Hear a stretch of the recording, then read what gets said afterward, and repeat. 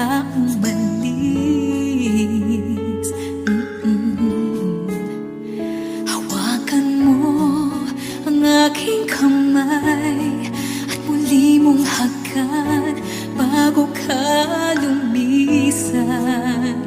Maaari bang sabihin muli na ako lang ang iyong mahal at wala nang ibang hahadlang?